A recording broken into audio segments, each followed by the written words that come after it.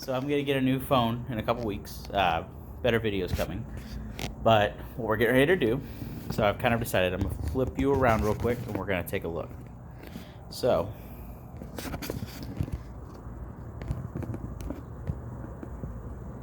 nope, it doesn't let me flip. So be it. Okay, so I'll flip it this way then. So here's what we're looking at. So we're gonna need to get a whole new electrical panel. Mind you, it's not overrated. It just doesn't have enough. I want more. I want to have a lot of circuits out here. I can always upgrade the feed coming to it, but once I have these walls sealed up, I can't really add circuits. Not without causing a lot of damage and a lot of headache. And I'm planning on literally caulking every single stud in this thing to make it as airtight as humanly possible, as airtight as I can make it. I am going to raise, so a little bit. I'm going to stay in the bottom third. I have to raise each one of these ceiling joists or rafter ties, whatever you want to call them. Whatever you call them, fine. I know them as rafter ties. Right now, they're not really attached. I mean, not really attached at all. They've got one nail. That's it. One nail on each one of these. Right now, I have 1, 2, 3, 4, 5 of them. So not a ton. I got 5 of those. I'm gonna actually add. I'm gonna replace every single one that's out here because I don't personally trust it. I don't know what the grade is. Most of them have worn off. This is grade 2 actually, so that one is on there, which is not high enough. It's a 16-foot span, so grade 1 with drywall, I need to at least have yellow pine number 1. So gotta get number 1 graded wood, and then the drywall will actually be supported, and I won't be so scared of it falling down on me. The other thing I have to do is I plan on doubling up this one right here. I'm actually going to double that one up going across because it's going to have possibly a weight of a future garage door on it. I'm taking my garage door out, but I am not going to take down the header. I'm going to keep the header all the way across, and I'm just going to put in, I want to put in a double door. Don't know if my finances will let me put in a double door, but we're going to try and put in a double door. Gonna get a double door in right here. As soon as that double door gets in, then we will insulate the rest of it all the way across. I'm putting R15 in the walls, R60 in the ceiling.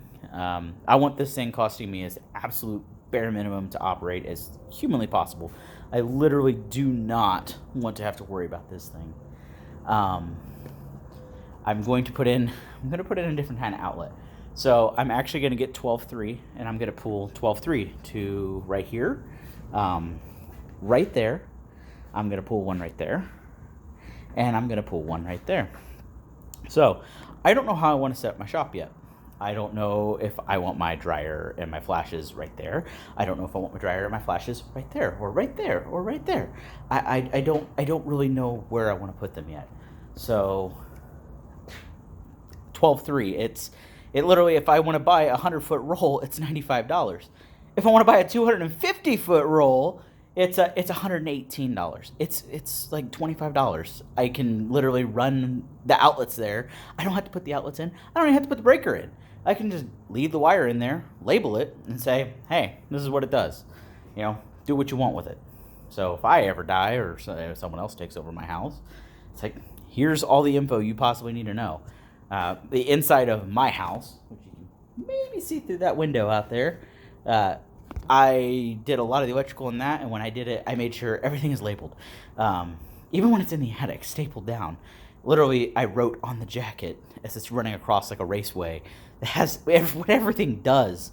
So if anybody ever wants to tap into something for any reason, it's right in front of them. They know what they need to tap into. I still gotta find a place to put my riding tractor. I really don't want my riding tractor in my shop. I'm putting a double door in right now to kind of temporarily address the problem. Because if I put in the double door, then I can at least get the tractor in. I'm not planning on putting a floor down. I'm planning on putting like probably I really want to put down some type of. I hate roll-on floor. I don't think it looks good. I personally don't like it, but in this scenario, it's not going to hurt if I put down that floor to actually vapor seal because I got some tiny little cracks starting to form. Some little bit bigger ones that run up. I mean, there's no major cracks out here. I got rid of the trees that caused those cracks. Those guys were right there and over there.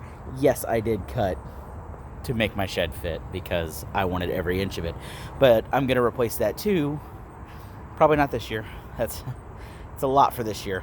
Probably next year I'll save up and I'm gonna actually fully redo my shed, make it take up the entire pad this time, and just make it something nice. I would like to be able to store all of my tools, my generators.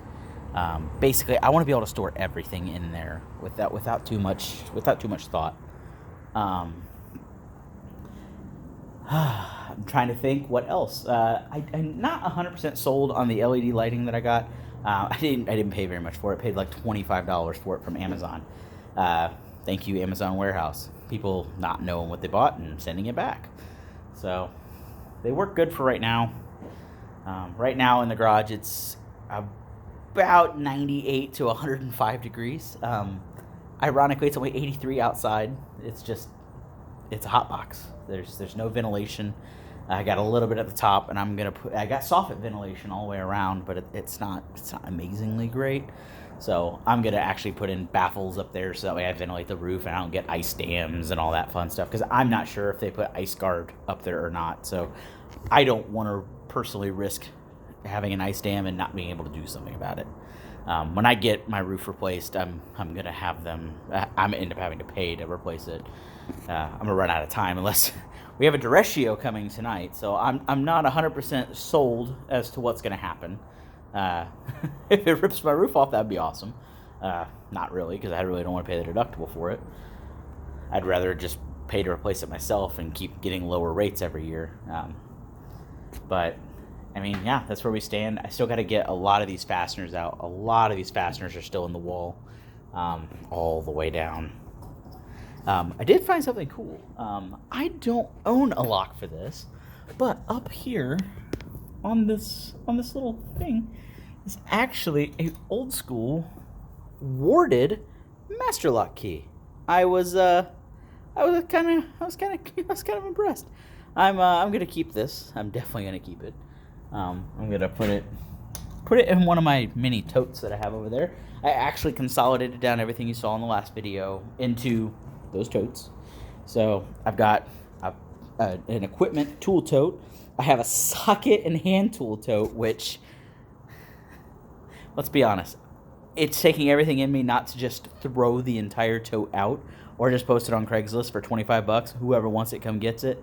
And I'll just go buy a new set of sockets and hand tools because mostly everything in there is garbage. There are some good ratchets in there that I would probably try and get out of there that I did spend money on, but for the most part, it's a bunch of Chinesium, and just give me scrap value. Give me $25 for it. It'll serve you for a little bit of time, probably better than it served me. Over here, I don't know if the camera can really pick this up, but you'll see how it's like really dark over here, and there's a solid burn mark right there.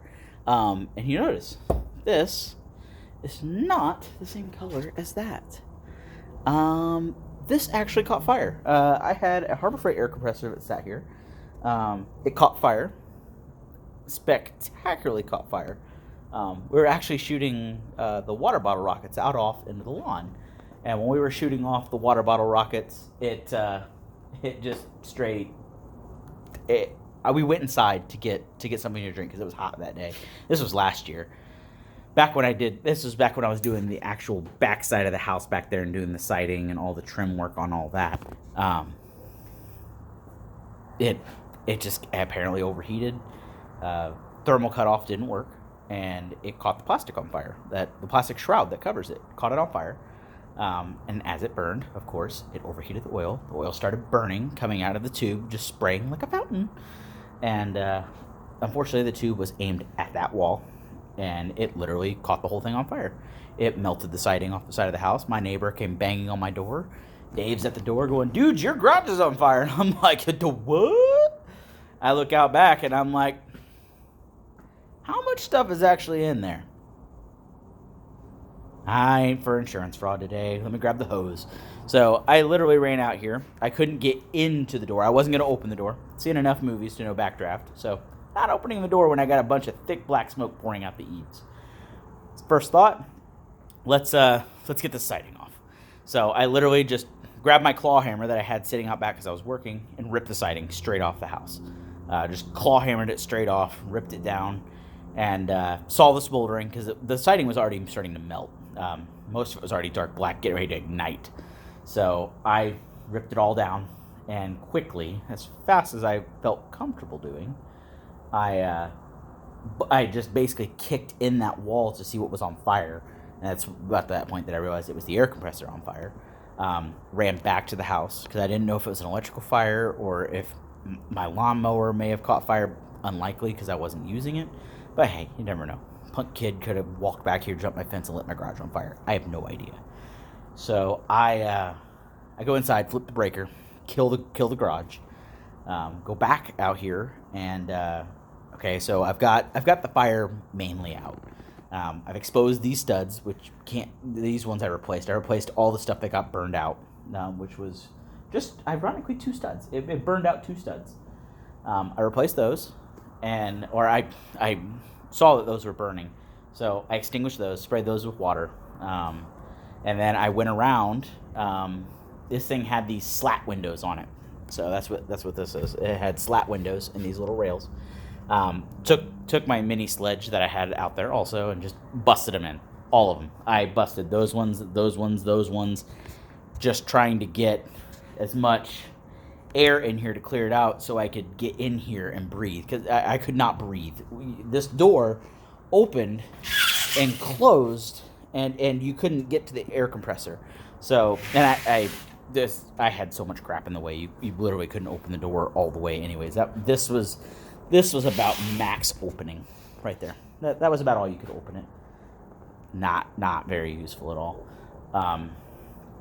So got that, came in here, put the fire out, and then literally within an hour, I put the fire out. I waited 30-45 minutes to make sure everything was out, and started assessing damage. I went, okay, I had 2x4s out there already, so I went ahead, replaced the 2 studs, or cut out the ones that were burnt pretty bad, and put those ones in.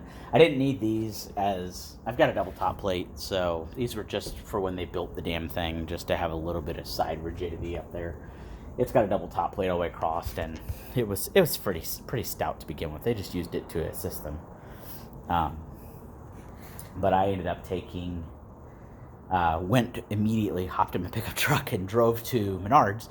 Bought the exact same board that was on here. So I didn't like it. I did tape it. I'm horrible at cutting it. I plan on foaming all of this before it goes back together, so it is fully sealed.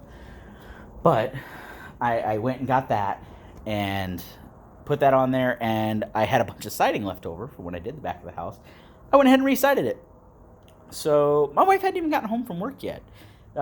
She came home and said, "You sided the garage." I was like, "Oh no, the garage actually caught fire. We put the fire out, and then we went ahead and re-sided it real quick and got it fixed up."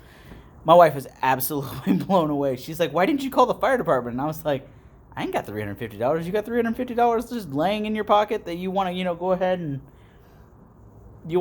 and take care of them?" Because I don't. I really don't. And I just realized I had something on my face from dinner.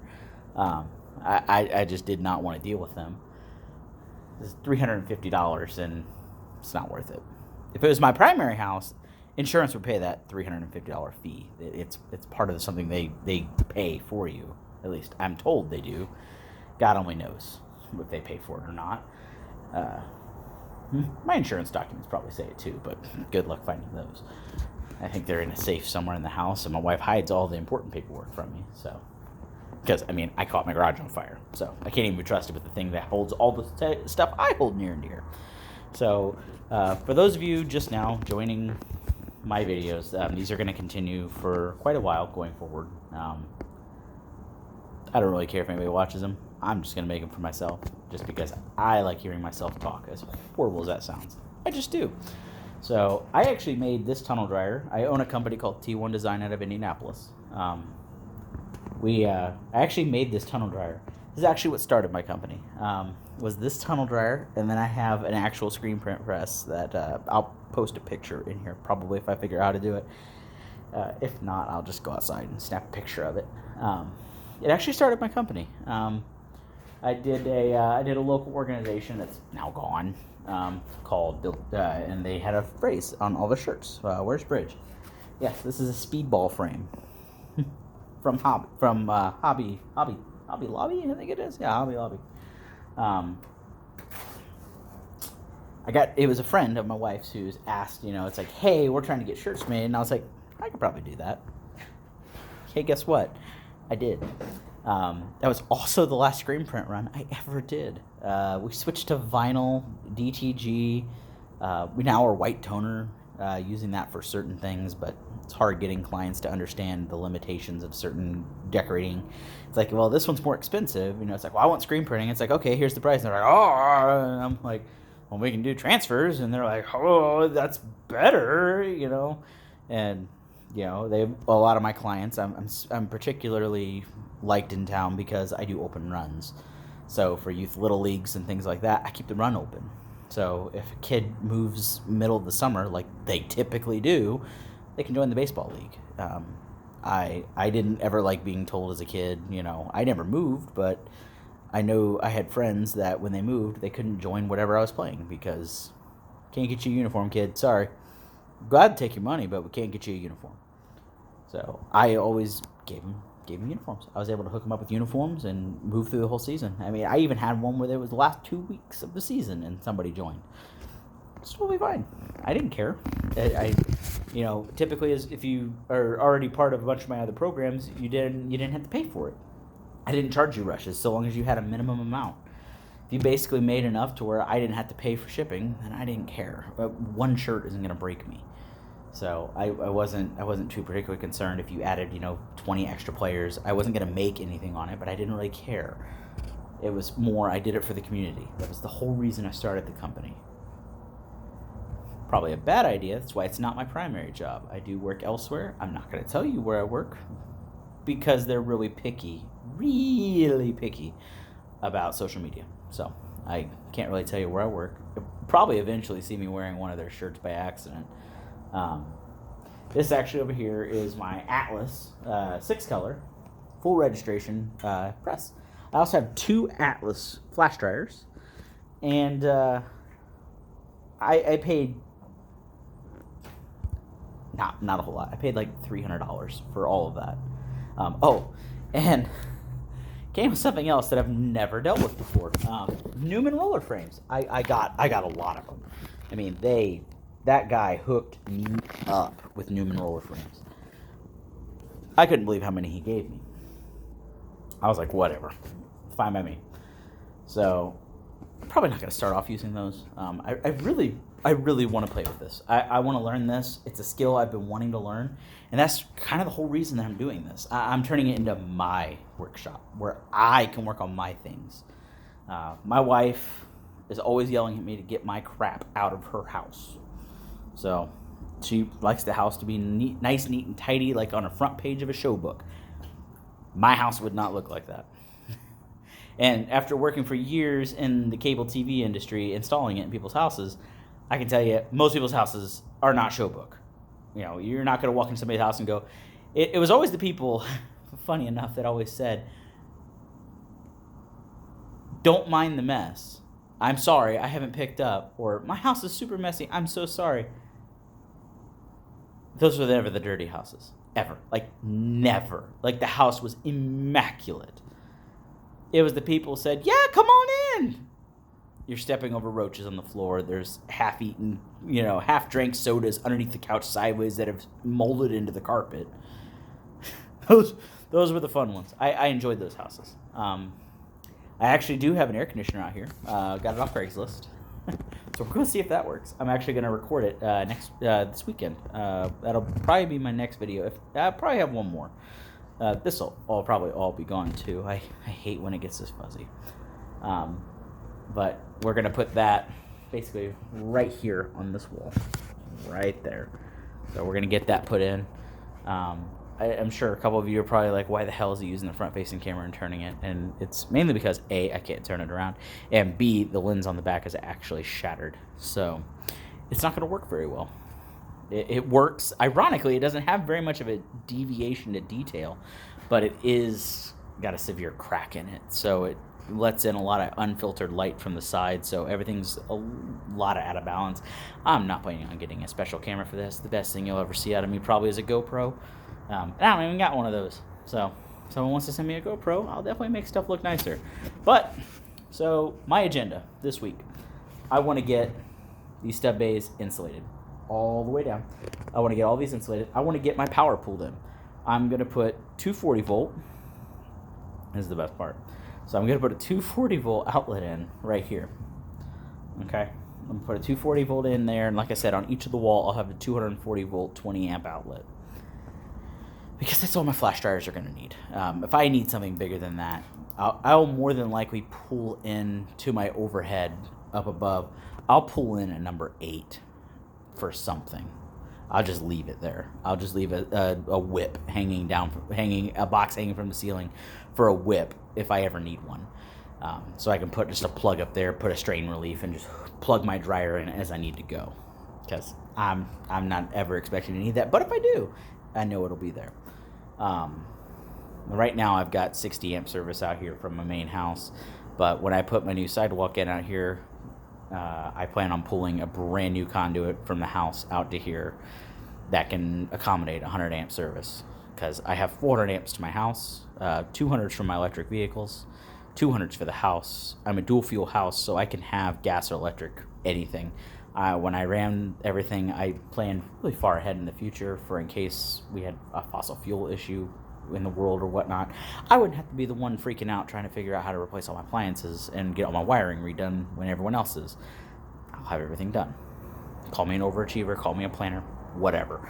If my dryer breaks down and I need one and my friend's got an electric one sitting in his garage, I don't have to worry about it. I just go grab the electric dryer and plug the damn thing in, and I got a dryer again. I don't have water out here. I plan on putting at least cold water out here with a hot water instant system just to blow out my screens. I plan on having a true green system out here, and then just a catch bucket outside. That's all I'm going to use, and then I will literally just pump that over to there. I'm not running plumbing out here. That's way too much. But when I put my sidewalk in, I'm running a inch and a half conduit from the house out here for data. So I have data lines out here. I'm also running a 2-inch conduit for power, and I'm going to run a 1-inch chase out here for gas. I want gas out here as well. I don't have gas right now, so I'm going to put, actually that'll probably end up being a 2-inch chase, just being realistic here. I'm only going to have a 1/2-inch gas line come out here. I don't need any more than that. That'll literally just be for some type of heater for out here, just a small space heater. Electric's nice, but electric's expensive. And I have one. I actually got that also on Craigslist. It is sitting somewhere. I don't exactly know right where that is right this second. Oh, it's right there. It's right there. So yeah, stay tuned. This video went a little bit longer than I wanted it to, but gotta have a place to start. A lot of people hate stuff like this all the time. So I watch videos like this, and I always want to know how to do things. So I just go ahead and do it. I'm trying to be safe and smart about what I do. You know, I've done a lot of research. I'm not going to go paying for a structural engineer. It's a freaking detached garage that probably wasn't even permitted in the first place. So I do plan on, like I said, though, I am going to put right up here on those. I'm going to take basically what they did here, but times it by 2. I'm going to put that little 2x4. I'm going to stack another one just to get me the same even height going across, and I'm going to do that on each one of these. So I'm going to take these down and replace each and every one. And then I'm going to actually use lag bolts straight into there. That way they're designed to hold it and they sink it tight. I'll probably actually use structural lag screws. They like SPACs, like SPACs type, that are like structural, that are designed to replace lag screws, because they're a little bit easier to install and they look nicer. I like them. They look pretty. So we'll put that in there. I'm going to put collar ties up at the top. all the way across. I want collar ties on everything. And then I'm going to drop down from there to the center of each one of the 2x6s and grab it there to pull it back up to redistribute the load back to the outside wall. I'm going to try and put on rafter ties on or the Simpson strong ties. I want to put those on every single one of these going across just to add just a little bit more support. But that's still to come. My goal this week, though, like I said, is to get the electrical ran for my AC unit, which is, like I said, going over here. I want to get that 240 outlet ran because I need it ran, so I got to get a roll of wire. I need to get 2 things of R15 bat insulation. I'm going to do all of this. I'm going to insulate all of this right here in this corner. I am going to get a 2x4. I'm going to cut this out and make this window the final dimension size. I'm not getting my windows yet. Those are expensive. I'll wait. I'll just put a piece of insulation in there and call it good for right this second. It's not really going to help because they got a gigantic ass garage door and all this other uninsulated space. So one insulated wall is not going to help the system. And I'm probably not even going to use the system very much. I'm going to use it a little bit while I'm working out here to make my life a little more bearable, but that'll probably be it. And then I'm going to get the drywall up. So I'm going to be putting up 1 sheet right over on the door. So 1, 2, 3, 4. So that 4th sheet will end